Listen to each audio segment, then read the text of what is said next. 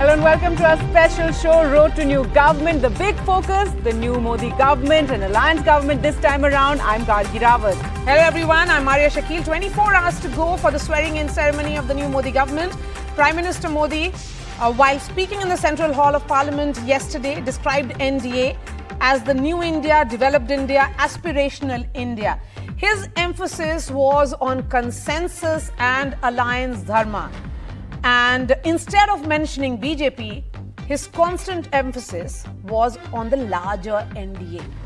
That's right. So really setting the tone for this coalition government. So as the contours of the new NDA, this new government, the Alliance Sarkar emerge, it's clear the alliance partners will be given a place of pride, but not in the CCS. And that's something that, you had reported, Maria, that none of the top four positions, the top four ministries, no place on Raisina Hill for the alliance partners. Yes, that's what the indication is. And the BJP with 240 so far, Gargi, is negotiating with its alliance partners, that is the TDP and JDU, from a position of strength. And today on the show, as we build up to the swearing in tomorrow, the question that we ask, Modi 3.0, it's consensus calling what changes from Modi 1 cabinet and also Modi 2 cabinet. We are starting we have some big breaking news that is coming in now. On the new cabinet. The complete cabinet is not going to be sworn in tomorrow. And this, I think, Maria, was something you were also saying. But Nikunj Garg joins us with more details. Nikunj, tell us, what are you hearing? What we do know, nearly 30 ministers are going to be sworn in. Well, Gargi, there are two things at this point in time at 9 p.m. on this Saturday evening we can confirm for our viewers, many of whom are political aficionados, so to say, and who are politically very keenly interested in the developments of the new cabinet. Remember, this is the return of the coalition politics after at least 1 decade. And this is also after a very, very long time regional players like JDU and the TDP principally currently are also becoming important and also going to call the shots. So in those geographies also, Bihar and Andhra Pradesh, Telangana, there is a disproportionate amount of interest in the government formation. So two things with certainty we are telling our viewers at this point in time on this Saturday evening. Number one, when the swearing in takes place, that is at 7:15 tomorrow, official time, the full Modi cabinet, the strength of which can be between 78 to 81, will not be visible to the people. The shape of the full complete cabinet will take some days to come. So what will be visible to the viewers, even that we can put out with some amount of certainty now, it is that nearly 24 top ministers, of course the ministries are atop the Raisina Hill, which means the Home, Defense, Finance, External Affairs, ministers will be sworn in tomorrow. Critical ministries like critical infrastructure ministries like steel, civil aviation, heavy industries, iron and coal, those ministries' cabinet portfolios will be allocated tomorrow. In all, we can inform our viewers with some amount of certainty now is that more than 24 ministers and nearly 30 odd ministers would be sworn in tomorrow, which means the larger share of the cabinet would not be visible tomorrow, which also would mean that MOS's independent charges, MOS's in the ministries, various ministries, remember ministries like Home have in the last government had 3 MOSs with specific charge. So those will not be visible to the viewers tomorrow. What they can see will be the top rung or the elite rung of the cabinet tomorrow at around between 7:15 and 8. So currently, we can also tell our viewers that the official timing for the swearing-in ceremony is between 7:15 and 8 p.m. That may extend as the negotiations, hectic negotiations going on right now. I spoke to somebody involved in those negotiations an hour back, and he smiled at me, said, currently between the Prime Minister's office, the BJP and the allies, even they are not certain how many would be making it to the cabinet currently as we go to tomorrow. So hectic negotiations on, but two things sure, not the full cabinet tomorrow, nearly 24 to 30 ministers, all top ministries with the infrastructure, economy and the Raisina Hill defense strategy focus would be sworn in tomorrow. Okay, Nikunj Garg, our senior managing editor, breaking that big exclusive for us. Nikunj, if I can ask a follow-up question, I want to understand from you, when sources tell you that multiple ministries with same minister all set to be split up, what does it actually mean? Maria, from the point of view of the BJP and the plans of Prime Minister Modi, this certainly is a setback. There is no other way to put it. It is a setback because the planning in the ministries and the government was that they will be reducing the number of the ministries going forward and not increasing. So, like, take for example, Jyotiraditya Scindia has steel and the civil aviation, two very critical ministries for the economic development and the growth of the country. That is not going to be the case anymore. No minister is going to have more than one ministry in charge, including ministers like Mr. Amit Shah, who were having home and corporation that corporation affairs ministry, that was cooperation affairs ministry, whatever, that was culled out later by the government. So single minister would generally be in charge of a single ministry. So the steel and civil aviation would now go to two ministers. Original thinking and plan in the government was that they would reduce the number of ministries to less than 3 dozen. That would not be possible anymore. Okay. Before I let you go, a word also on the duration which has been allocated, which is roughly around 30 minutes, 45 minutes for 30 ministers who are likely to be sworn in tomorrow, and which includes cabinet, minister with an independent charge, and also minister of state. And will it have more allies, because they want to send that message that this is a coalition government being sworn in, or will the BJP get a lion's share? Maria, surely, as you said, they have 240. They have 240, even with 145 of Sardar Manmohan Singh, Dr. Manmohan Singh. We have seen cabinet portfolios that are rising still going to the Congress party. So there is no way that it will principally be led by the. But allies will tomorrow get key ministries. There would be senior ministers sworn in from the side of the allies, at least from the JDU, and right. Is the plan right now. If anything changes overnight, remember 24 hours is a very long time in politics. Yes. But as of now, that's the plan now. Right, Nikunj, you know, the Prime Minister, when he was addressing the NDA meeting, spoke about reporters like you and Maria here, that telling, warning them, don't wait for their calls. They'll come, they'll call you and they'll say, you're going to get a ministry. But when can we expect those calls to begin? Well, that's the question you asked your colleague on your left. No, when will the call start going out asking people to come, that you are being sworn in tomorrow or today, if it goes tomorrow morning? That's the question Maria will be better placed to answer. Your colleague in the studio with you. My sense is that by tomorrow morning that process will start, but more on that from Maria. Yes, all right, Nikunj, thank you so much. So, alliance partners have been told to give names to the BJP and those leaders who are negotiating with them. So, Nitish Kumar has sent 2 names, one of cabinet and one of MOS. Similarly, TDP has shared 2 names, that is Mr. Naidu has shared 2 names. So we'll try and get those details. But so tomorrow morning is when the calls will start. I think that will be going to the remaining or to the rest of those who are from the BJP. But Neerja Chaudhary joining us now. Shagato Srinivas Raju is joining us. We have Satyaprakash Mishra here in the studio. Patabhai Koma Reddy is also the national spokesperson of the TDP joining us, Mohan Kumar Mangalam of the Congress, and Dr. Guru Prakash of the BJP. Neerja Chaudhary, interestingly, what Nikunj was telling us, that if it is going to be one set of ministers being sworn in, because there are a lot of talks that are happening, these are also the fact that most probably, the 2 leaders who are playing an important role, that is the JDU and the TDP, would want to have something more for their states, which is the financial package and others. So if that happens in the next 6 months, they may perhaps relent demand for another MOS. So if it is not the full cabinet, which will be shown in tomorrow, as Nikunj was pointing out, does it actually mean not really that optics of continuity that we saw in 2014 and 2019? I think coalition governance is a very different ball game. Pulls and pressures that come to the Prime Minister as he crafts the ministry. We've seen it happen in the mid-90s when the United Front government was formed, and it was called the government of the chief ministers. And they would send, party chiefs would send the names of whoever was supposed to become minister. That is being followed. That norm is being followed here also. It is Chandrababu Naidu who is deciding who from the TDP will get representation. It is Nitish Kumar who is deciding for the JDU. It no longer remains the Prime Minister's prerogative in a coalition government.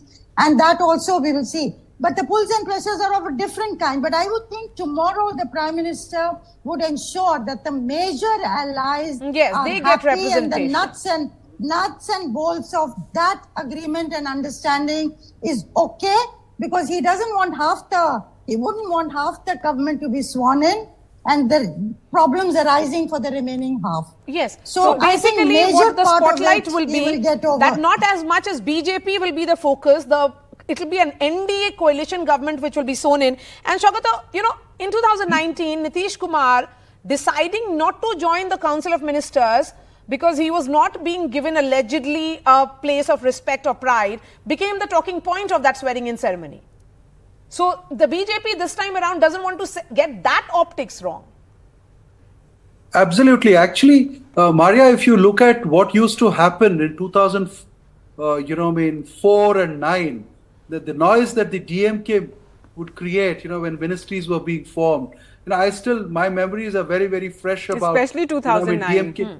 That's the 2009 thing. Yes. Relatively speaking, I think this is even 2019 when Nitish did not join, I think it was a relatively, no noise kind of cabinet formation. And I think, as Nirja ji said, a coalition government, will be always formed, the ministry will always be formed in stages, because you'll gauge the unhappiness and then you'll try to plug the unhappiness, and all of that will happen. And also, you shouldn't forget, 2 months down the line, you have the Maharashtra elections. So we are all talking about Haryana. Bihar. You have 3 state assembly elections coming up: Maharashtra, Haryana, Jharkhand, and they will also. If the signaling has to be right there as well. Yes, the signaling has to be absolutely right over there. So basically, depending on the outcome of the results, will also decide the rules of engagement and rules of negotiations also, and much later, yes. Yes, but at this point of time, yes, please go ahead. At this point of time, I think, a lot of people from Maharashtra, Haryana and the states that go to elections will be accommodated so that the right kind of signaling happens, because they have to fight an election. I think that will be priority as well. Okay. Satya Prakash Mishra, your party boss has actually sent 2 names, and we are aware of those 2 names which has been shared. We've been reporting them all day. Lalan Singh and Ramnath Thakur is what we have been saying, and about how there are 2 berths that are going to be given, whether it's but the second one perhaps 1.5. Yes, 1.5. Yes.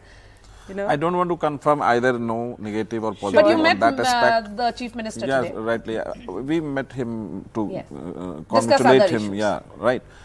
Whatsoever will happen tomorrow, JDU will definitely concerned about the satisfaction of every coalition partner and the satisfaction among the parties. A right representation, he would have sent name as per all kind of calculation so and equation. Names would Bihar is going to poll next year. Everything so you have a lot of time. But what about the we ministries? The ministries that Nitish Kumar would No, he never give any kind of preconditions. Whatever comes in the way, accept no, that. This is what you're telling us. He's very liberal in that. Okay, he has surely been there's very some liberal. ministries where there has been talk of the railways There are being so very many keen on, rumors. given that he has been a I railway tell you, minister there in are the so past. many rumors in the media. But I must tell you, and I confirm one thing, that we don't give any kind of preconditions. Okay. Whatever comes in the way, we accept Guru it. Prakash Paswan, it becomes very difficult for leaders such as you, who are from the state of Bihar, to defend Nitish Kumar, and then you have to change the narrative of attacking Nitish Kumar. So it is, of course, a very difficult job for you to do. But looking at the right messaging that came from the Bihar Chief Minister that day, that he would want PM Modi to take charge immediately, and it was about great camaraderie, right notes, consensus. But he did put in that point that we hope for something, special for the people of Bihar. Yes, so he made that mention. He slipped it in. No, Maria, I think we must remember that in politics and in diplomacy, there are no permanent friends, there are no permanent enemies, there are permanent interests. So I don't think it's a difficult job or it's an easy job. To be in politics, I think it's a matter of passion for all of us. But I was listening to your very interesting conversation and Neerja ji and a couple of other people making interesting points. What we see as a Bharatiya Janata Party worker or as a citizen of India, I think the last 10 years and the Council of Ministry, three important features, I think inclusivity, diversity and equity. For the first time, we saw a historical, a remarkable representation of OBCs, SCs and STs. We saw after Ambedkar, a Dalit becoming a Union Minister for Law and Justice in the form of Mr. Arjun Ram Meghwal. Two people from South India, I think a woman defense minister, a woman finance minister, a woman external affairs minister. As of the previous cabinet, we were having two very key portfolios from Tamil Nadu, I think S. Jaishankar ji and Nirmala Sitharaman ji. So I think the Council of Ministry in the last 10 years has been the hallmark of diversity, equity and inclusivity. And for tomorrow as well, we are hopeful and we're assured that tomorrow would definitely be a picture, would be a sort of consensus building dialogue and would be reflective of the diversity of our country. Mohan Kumar Mangalam, the last coalition government which had the big partner with that kind of number which the BJP has was of PV Narasimha Rao. The Congress at that time had 244. You were of course able to push the maximum reforms in that very cabinet. So certainly the reasons for skepticism or that the two alliance partners will be having their way may be misplaced because you have had your own experience with the same number. Well, yeah, I don't have anything to say about whether the two alliance partners would have their way and it would affect governance. I mean, we've run successful coalitions multiple times, and so has the BJP, in fact, with Mr. Vajpayee's two pretty large coalitions, where also you saw multiple reforms. So we're not one to talk about against coalition governments or that affecting development in any way.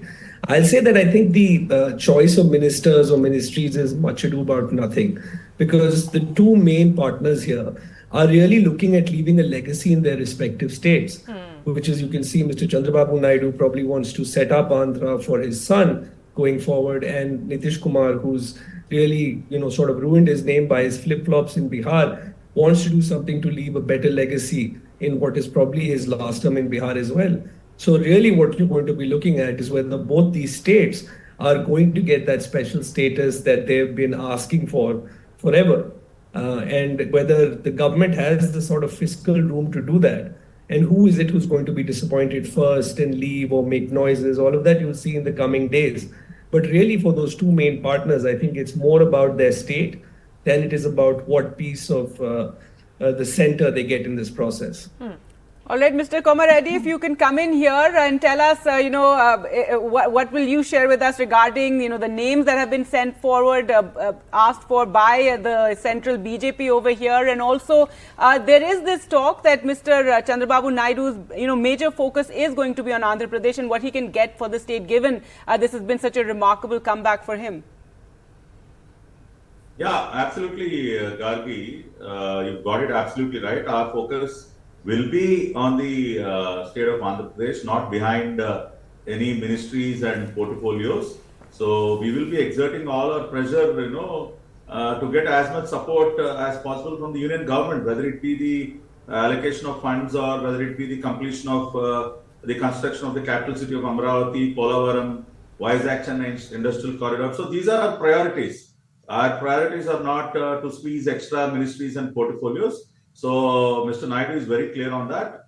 We gave all freedom to the BJP top brass and Honorable Prime Minister Shri Narendra Modi to decide on the number of berths that they're going to allot for the TDP. Yes, our leader Chandrababu Naidu ji had a discussion with JP Nadda ji yesterday, and even today also there have been telephonic conversations with our leader. So the number will be finalized today, and we feel that there will be a good representation in the Union Cabinet, but the ultimate decision we have left it with the Honorable Prime Minister Shri Narendra Modi. Our entire focus will be on the state of Andhra Pradesh because, as we all know, it had been completely ruined in the past 5 years. Right. It had completely destroyed the brand image of Andhra Pradesh. So that is our top Mohan wants priority. to come in. Mohan Kumar Mangalam, go ahead. I just have one observation. I think this is maybe the pressure that Mr. Modi is going to face from Mr. Naidu. is that Mr. Modi for many years has been sitting on pretty serious cases against Jagan in return for his support in Parliament. I think Mr. Naidu is going to press on him to ensure that those cases reach their conclusion. See, as far as the cases We're going to are see that concerned, vendetta politics also playing out. Maria, see, I want to make it very clear as far as the cases are concerned. Jagan Reddy had to face these cases. I mean, he had been skipping courts and he had been trying to avoid attending courts from the past 5 years because he has around 12 CBI cases and 6 ED cases. Not only these cases, he had looted around 8 lakh crore in the past 5 years in the state of Andhra Pradesh. So there will be few more on him, and he has to face all these cases and ultimately land up in some jail. So there is no compromise on that. He cannot avoid attending courts anymore. We have a huge number of evidences of his corruption in the past 5 years. So he has to ultimately land up in jail, and we are not going to compromise on that. Okay. All right. Srinivas, Raju wanted to come in here and make a comment. Yeah, I mean, no, Gargi, the thing is that there are equally serious charges against Mr. Naidu.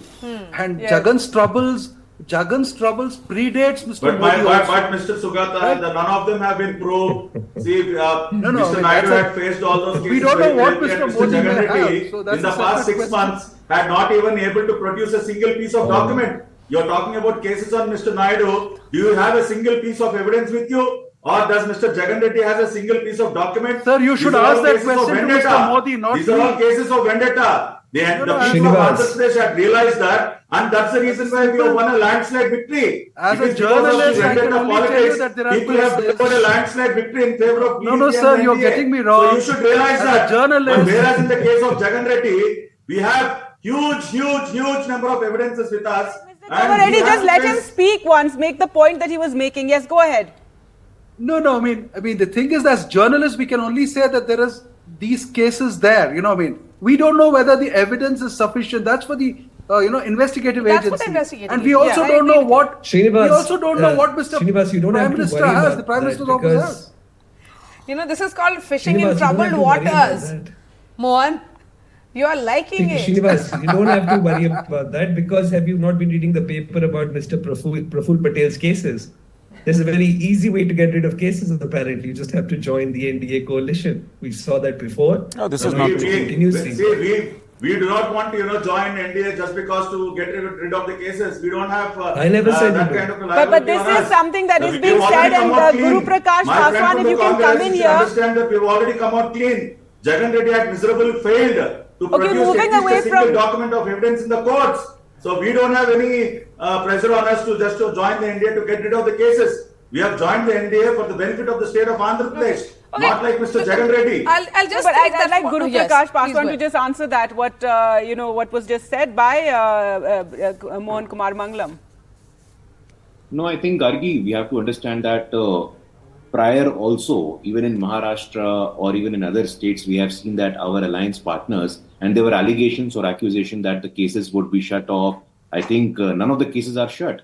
The case against Mr. Praful Patel, the case against Mr. Ajit Pawar, the case against including people within the Bharatiya Janata Party. I think for us, for the Bharatiya Janata Party, when the Prime Minister says from the rampants of the Red Fort that corruption is like a cancer, so I think it has to be rooted out. And I think for the kind information of the Congress Party, we must also acknowledge that in 2009, this is not the Congress era. This is not the UP era. In 2009, a senior journalist, a lobbyist, the audio came out that they were lobbying for ministries. Ministries were. All I think we're getting a little off track. I just did want you to respond to what was being said there. Madam, allow me to complete. Okay. Because the focus is on the the government that's going to be sworn in tomorrow. But yes, complete your point. You put an allegation, ma'am. Allow me to answer the last 10 seconds, madam. I think the UPA leadership, they still are living in a memory of 2009. The allegations came out. Ministries and portfolios were allocated on the behest of negotiations by senior journalists, by lobbyists. I think they're still living in that memory, but that is not the case as of now. Since the last 10 years, like I said, for us, the Council of Ministry sharing of power has to be diverse, inclusive, and reflective of Indian diversity. So yes, so let's put the focus back on what we are expecting tomorrow. And Nija, you have seen many governments take oath over the long period that you have covered politics. What will you be watching out for tomorrow? I will be watching out for how many of the senior leaders of the BJP get what portfolios. Will Shivraj Chauhan, what does he get? Nitin Gadkari, what does he get? Rajnath Singh, his portfolio change? What does Mr. Amit Shah get? How much reliance will the Prime Minister be putting on his number 2? I will also be looking at the communities that are going to get represented. The BJP has lost the support of the Dalits in Uttar Pradesh big time, also in non-Yadav OBCs. And also on the Rajputs have been very unhappy. The Brahmins, this whole section has left the BJP this time. The BJP would be naturally worried. So, and also I agree with this, whoever made this point, with the elections due in Maharashtra, Haryana, Jharkhand, and next year in Delhi, I think that will also be under consideration of the Prime Minister to send suitable signals to these states as well as to these communities that they matter to the NDA government. So that would interest me a lot. What are the amends that the Prime Minister makes through his cabinet exercise? So you are of the opinion that state representation will be key right now, particularly keeping in mind these 3 states, and of course there are 2 states which are very critical for the BJP and for other parties that go to polls next year, including Bihar.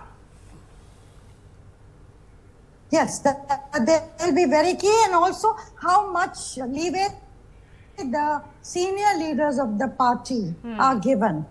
Shivraj Chauhan won by 8 lakhs, very popular leader. Will he be given a central role? Will he be given party presidentship?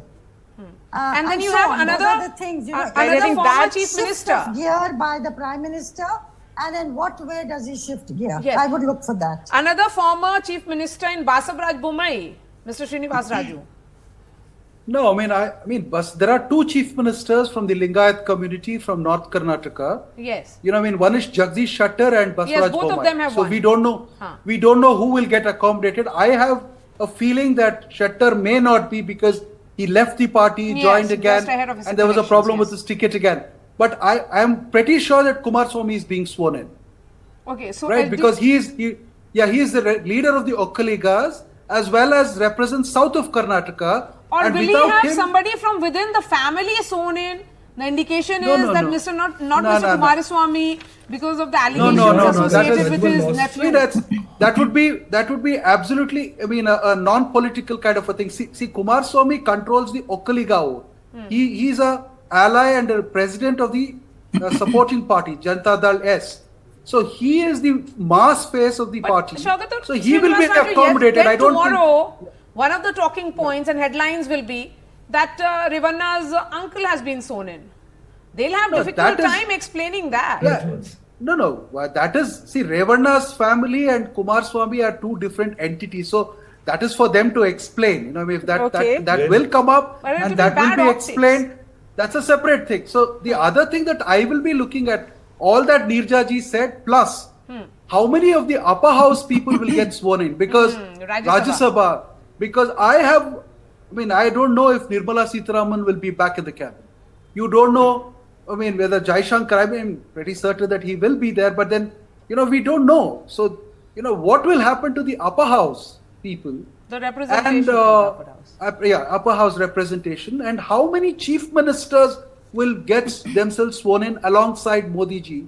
Because that would also be indicative of a certain kind of cooperative federalism that he's been talking about. Okay. So that is Nirja Chaudhary, so if we just spoke about the bureaucrats like Jaishankar and Deep Singh Puri and all who were used in the previous Modi government, but in this particular government, do you think there'll be less space for people like that, given that a lot of this pie has to be shared with alliance partners, some key ministries have to be shared with alliance partners?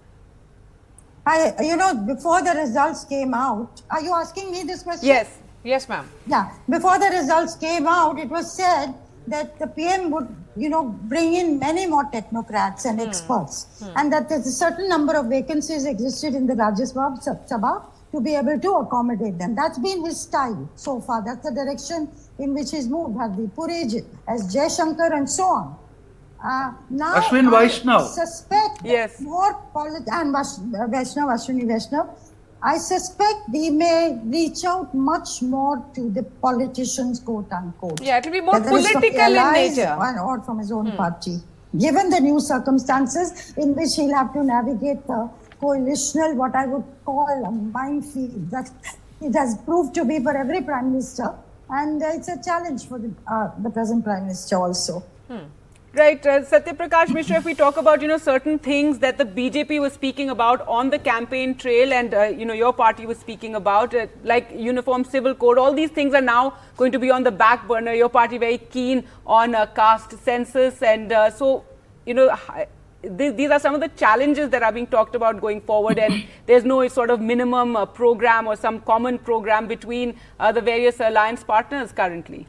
On UCC, we are in principle agreed on this policy, but what we have requested that please talk to all stakeholders first, then come out with any kind of UCC draft or something like that. Regarding Agniveer-like policy, we have asked for review of this policy. We don't have any other contentious issues. We will work together with the NDA's vision, and definitely we will work for the poorest of the poor of the society. At the same point of time, the challenges of providing, development with social justice is there. What we believe that Modi 2.0 has already done that, and Modi ji will continue with the support of all political alliances in this 3.0 with all those policies which can just put a development force towards the downtrodden of the society. That was our concern, and this will be addressed. That's very simple. There is no. Right. So, Mr. Komareddy, any issues there that you see going forward, any sort of hiccups in terms of that need to be sort of blended together? Mr. Chandrababu Naidu did speak of a Muslim quota as well, and we did hear it talked about a lot on the campaign trail by the BJP leaders as well. Yeah, Gargi, any issue can always be sorted out with the process of dialogue. See, we have past experience of how to work in a coalition. We have been part of a number of coalitions before in 96 or 98 during Vajpayee ji's rule between 99 and 2004. Naidu ji had been the convener of the National Democratic Alliance before. Between 2014 and 18, we have been a partner of the NDA. So we have past experience of working in a coalition, so we know how to sort out issues. This is not something which is new for us. So any issue between us and the Bharatiya Janata Party will be ironed out very smoothly. Yes, because there are no permanent friends and enemies in politics, and that applies to both the sides, Mohan Kumar Mangalam. So here is, for all the bitterness that may have played out post 2018, when a TDP Supremo walked out of the alliance with the BJP, he is back, and it's a pre-poll alliance which is functioning. In fact, both Nitish and Chandrababu have walked out of coalition. Yes, multiple times, and there is a much you have welcomed them as well. Maria, there's a much greater bitterness here for Chandrababu Naidu ji to overcome, because he was the man when 2002 happened who stood on one leg wanting to dismiss the Gujarat government after the 2002 riots. He took it all the way to the very end and then finally decided not to withdraw support from the Vajpayee government at that time. But he was pretty vocal in what he termed was completely wrong in what happened. Is Mr. Vijayan not vocal on you? Mr. Mohan, is Pinarayi Vijayan not vocal on you? What is Mr. Vijayan saying on we weren't in alliance with him either. I'm just saying that very particularly that one incident that defined Mr. Modi before he became Prime Minister. No, don't say that everything is fine with you. Pattabhiramji, you can talk after I finish. I'm not going to stop you. At least let me finish what I have to say. Coalition politics. I know the compulsion of coalition politics. Listen, I am about to pay you even a compliment. But Mr. Komareddy, you have to admit that Chandrababu Naidu has always had very secular credentials. He spoke about in favor of Muslim quota, and he's always had very secular credentials. And now, going back, with the NDA. This is something that it's hoped that both the partners Nitish Kumar as well as Mr. Chandrababu Naidu being so secular feel less out supporters. And then we heard about Prime Minister speaking of the principle of Sarva Panth Sambhav, respect for all religions. So that was interesting to have him speak about that yesterday. Can I just make one point that's aside from Andhra for a second? Secular credentials will remain intact. There is no doubt about that. And also, I would like to give you an example of a very peculiar constituency in Andhra Pradesh where BJP had contested. It is Vijayawada West, I mean in the capital region, where more than 50% of the population are Muslims. And the Bharatiya Janata Party had won that constituency with a majority of 50,000 votes. My friend, 50,000 votes in a constituency where more than 50% are Muslims. So, I mean, let's stop talking about this, secular credentials and stuff like that. People believe in our alliance. People believe in the alliance between BJP and TDP, and even the Muslim minorities. Sir, my only point was that currently was going to play a key role in moderating Mr. Modi's Hindutva. It was going to be a compliment, but if you don't want it, I understand. For the oath-taking ceremony, which is going to take place tomorrow. I'm going to come back to you on. Let's break away from the studio and look at the preparations, and then I come back for the final comments. Tomorrow is a big day, a historic day. Narendra Modi will take oath as the Prime Minister of India for the third time. Now, 8,000 guests are expected to arrive at the event that is going to take place at around 7:15 p.m. tomorrow. Now, first let me tell you that I am reporting from Kartavya Path, where let me show you very beautiful visuals that we are getting you of the Rashtrapati Bhavan, where this entire oath-taking ceremony will take place. My camera person Stephen Anthony is in fact trying to show you the beautiful visuals of the Rashtrapati Bhavan that we are getting you right now.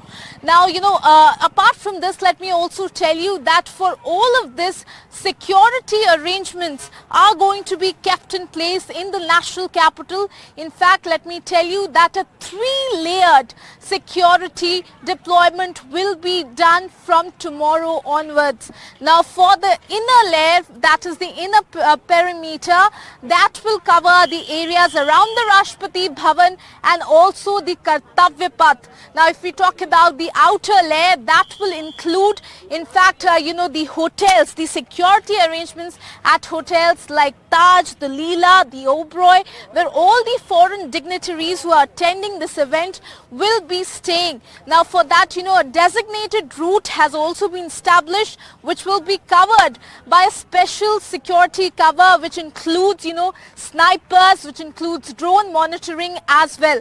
And if we talk about the third security layer, which includes the outermost, that will be the surveillance from ground to air of the area around central Delhi. So 3-layered security barricade that we'll see from tomorrow morning onwards. And let me tell you that the Delhi police officials have also said that for 2 days, that is from tomorrow and the day after, there will be no flying zone in the national capital. That means total prohibition of the aerial platform.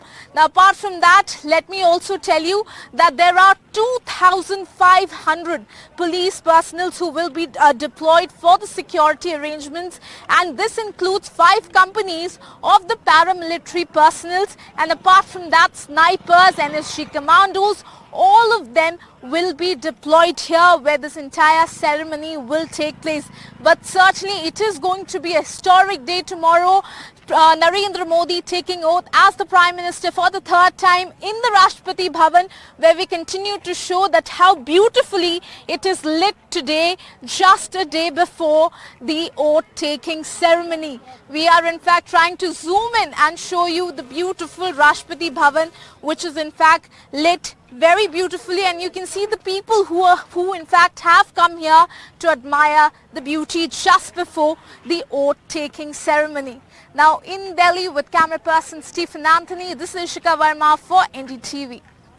All right, Ishika, getting us a look of the preparations there. Well, tomorrow we're going to have the swearing-in ceremony at 7:15, and it's going to be a Modi 3.0, but a Lion Sarkar this time around. And let's get closing comments from all our guests. And first to you, Mohan Kumar Mangalam, your comments, on as we're still waiting to see what sort of shape this government will take, what sort of representation there will be in this government. Your comments going in as a feisty opposition, in Parliament, and you had a meeting of the CWC today as well. You are hoping that Rahul Gandhi will be the leader of opposition, and you're trying to pitch this Modi versus Rahul versus Narendra Modi sort of image. I don't think we're trying to pitch. Well, he hasn't accepted it yet, but you're trying to, have that sort of I optics think in the public Parliament. has already made it so. Even though we didn't name him prime ministerial candidate going into the election, I think the public has already decided. If you look at the CSTS survey, even in Uttar Pradesh, turns out that he's more popular than Mr. Modi in that state. And I just wanted to make one point that I wanted to make during the discussion but couldn't, which is one of the things that will be really interesting to see, is that after the loss in Uttar Pradesh and the formation of a new social coalition that could be lasting and be a real problem for Mr. Modi, we want to see in his new cabinet whether he tries to do something to pull some of those caste groups back to himself by giving them prominence. Because that is something, if I know how Mr. Modi has been working in the past, giving representation in the cabinet based on political considerations, is something that I think he might likely do. Okay. Mr. Komareddy, coming on this, the focus, of course, for TDP, as they say right now, is on the Andhra Pradesh. But is there a possibility that dynamics could be also about what they get in the Parliament, in the sense that the Speaker's chair is something that has been doing the rounds? Of course, I mean, that has been dismissed by the BJP so far. See, Maria, these posts are never a priority for us. Let me remind you that between 1999 and 2004, we were part of the NDA without, taking any cabinet berths in the Vajpayee government. So even but then, you had the state Speaker's was chair our priority. in 12th and 13th Lok Sabha. Yes, I mean, this time we will be there in the cabinet, but our priorities are never the posts. We will be exerting our pressure on the things which are, required for the state. And this Modi 3.0 government under the leadership of the NDA, I mean, the NDA coalition, Modi 3.0, will last its full term, and it will be working rigorously to propel our country into the #1 position in the globe. And both the leaders, Mr. Naidu and Mr. Modi, share the same vision, Vision 2047. And what is the So vision? no that insecurities on that front, that was being touted as one of the reasons that you wanted the Speaker's chair, because one has seen in the past how, MPs break away. Nothing like that. Nothing like that. No such demand from our side. As I've said, both the leaders share the same kind of vision, that is Vision 2047. And this government will be working to achieve that vision. And by 2047, we want our country to be the #1 country in the globe, and at the same time, we want the state of Andhra Pradesh to be the #1 state in the Satyaprakash country. Mishra. So that is what of the we JDU are going to work for. Your expectations? I think Nitish Kumar has made it He clear has that already he has made it accepted very clear Prime that- Minister Modi as his boss, and he believes in complete. Despite the rumors that India alliance had India bloc while he offered him prime while he was ministership. addressing the NDA meeting, he made it very clear कि जो बचा खुचा खाम है वो सब बढ़िया हो जाएगा, और जो लोग जीत के आया है ना इधर उधर से वो सब हार जाएगा. तो Though he was the only one who made a reference to the fact that the votes have gone down. He said that is very much true. The development with social justice always in the mind of Nitish Kumar. So he understands Modi well. So this time what will happen, that in coalition politics, everybody listens to the other's demand as well. You cannot force something. So discussions will definitely go on regarding what? Only development, and every section of the society must be included in such kind of development process. That is the message from the Nitish Kumar.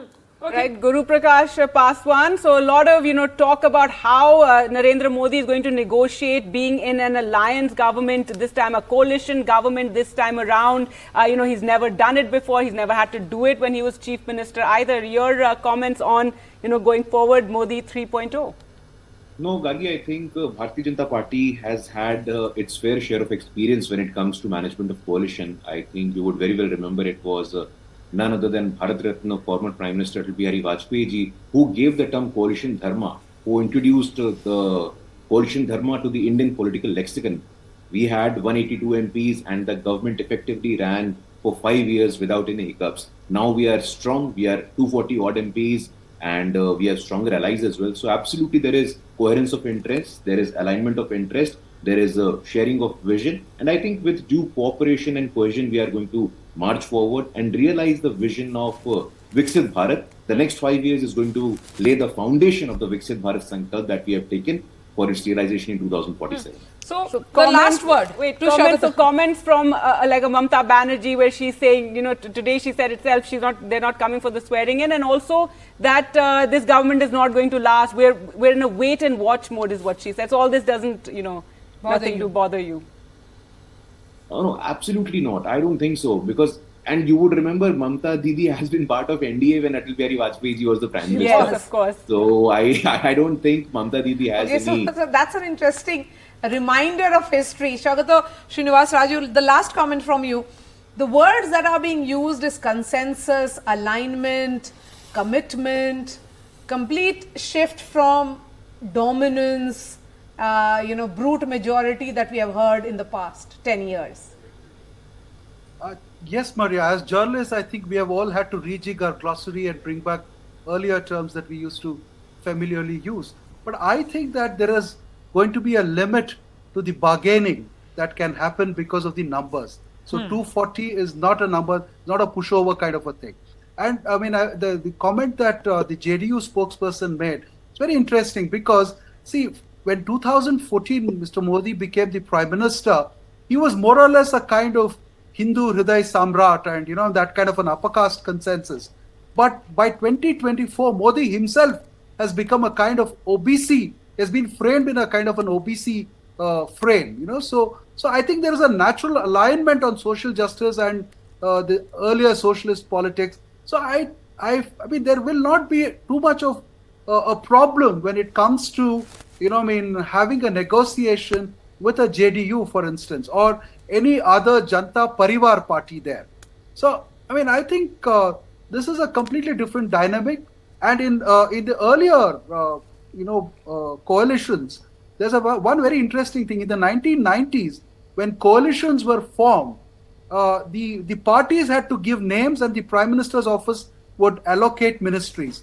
But it all changed under Manmohan Singh in 2004 when you actually, you gave the names, I mean, you gave the portfolios that you wanted. You gave a list of portfolios you wanted, and then they actually put people into it. So, no, this whole thing is now, I think, getting reversed, where you just give names and the Prime Minister's office will, with some minimal consultation, give you the portfolios. Shaukat, I agree with you because BJP at 240 is the biggest player in this power pie. So they are negotiating from the position of strength. If they say that they will not be doing away with all the CCS portfolios, and rightly so, 240 MPs is what they have. Even speaker's position as well. Or infrastructure portfolios, because that's part of Prime Minister Modi's vision. So that has to be implemented or the with Railways somebody, Ministry, as much as Mr. Nitish Kumar may want it, but it's been a big part of the previous government as well. We'll leave it there. From what I've heard, I don't think any of the big coalition partners, because there are only two. After that, it's two member parties, one member parties. Yes. So both these, from what I have, Maria and Gargi, there have been no specific demands. Okay. Mr. Prime Minister has one-to-one with some people. All right. Well, we'll have to leave it there. But perhaps these alliance partners also realize that they're bringing just 16 and 12 MPs. Yes, that's needed for crossing the magic number. But their contribution in this is and also the not Congress very and much, the India bloc very much now seem, settled about being in the opposition and consolidating their positions. That brings us to the end of the program. Thanks so much all for joining us. And Maria, I mean, hoping for some more breaking news from you about who's getting the calls, who's going to be being sworn in as in this new cabinet, in this new Modi 3.0 government. And Gargi and I will be back with you tomorrow to get all the aspects of the coverage that begins here on NDTV, and it will be there through the day. So stay tuned.